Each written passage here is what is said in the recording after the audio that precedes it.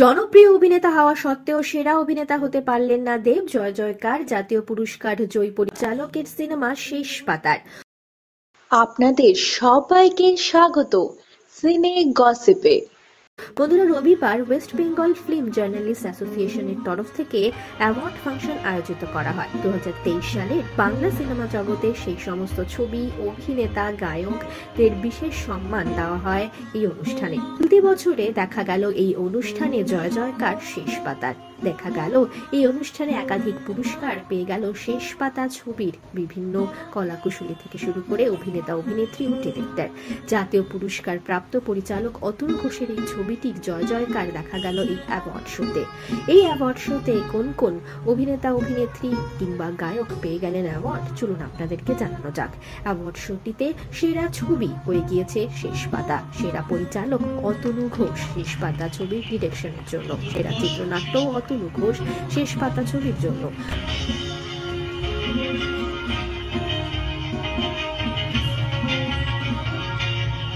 প্রধান চরিত্রে সেরা অভিনেতা হয়ে গিয়েছেন প্রসেনজিৎ চ্যাটার্জি শেষ পাতা ছবিতে তার অসাধারণ অভিনয়ের জন্য।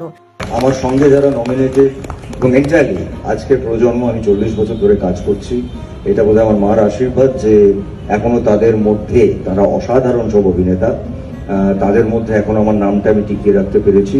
সেরা অভিনেত্রীর শিরোপাটি পেয়ে গিয়েছেন স্বস্তিকা মুখোপাধ্যায় শিবপুর ছবিতে তার অভিনয়ের জন্য, চূর্ণী গঙ্গোপাধ্যায় অর্ধাঙ্গিনী ছবিতে তার অভিনয়ের জন্য।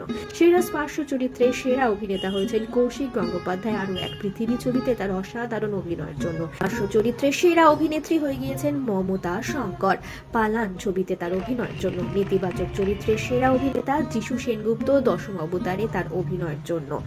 লাভ ম্যারেজ ছবিতে অভিনয় করে সোহাগ সেন জিতে নিয়েছেন কমিক চরিত্রে সেরা অভিনেতার খেতাবটি। সেরা পুরুষ প্লেব্যাক গায়ক হয়েছেন অনুপম রয় আমি সেই মানুষটা আর নেই দশম অবতারে তার এই গানটির জন্য। সেরা মহিলা প্লেব্যাক গায়িকা হয়ে গিয়েছেন ইমন চক্রবর্তী আলাদা আলাদা অর্ধাঙ্গিনী ছবির এই গানটির জন্য। সেরা আবহ পেয়ে গিয়েছেন দেবজ্যোতি মিশ্র শেষ পাতা ছবিটির জন্য। সেরা প্রতিশ্রুতিশীল ডিরেক্টরের অ্যাওয়ার্ডটি পেয়ে গিয়েছেন অরিত্র সেন শহরের উষ্ণতম দিনে ছবিটি ডিরেকশনের জন্য। সেরা প্রতিশ্রুতিশীল অভিনেতা হয়ে গিয়েছেন শিবপুর ছবিতে অভিনয় করবার জন্য বিশ্বজিৎ সরকার।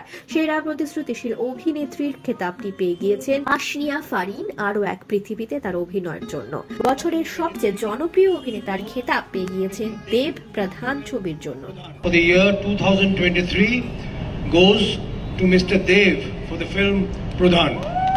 সেরা লিরিক্সের খেতাবটি পেয়েছেন অনুপম রয় আলাদা আলাদা এই গানটির জন্য।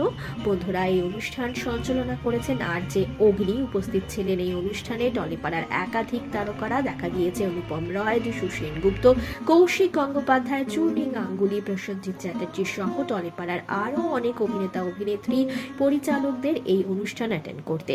বন্ধুরা, এই অনুষ্ঠানে নজর কাড়েননি দেব, উপস্থিত হতে পারেননি তিনি। এছাড়াও ইমন চক্রবর্তীও আসতে পারেননি অনুষ্ঠানে। তার জায়গায় পুরস্কারটি গ্রহণ করেছেন অনুপম রয়।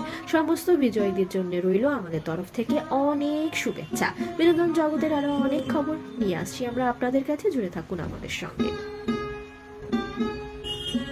আমরা হলাম সিনে গসিপ, জুড়ে থাকুন আমাদের সঙ্গে। সাবস্ক্রাইব করুন আমাদের এই ইউটিউব চ্যানেলটি।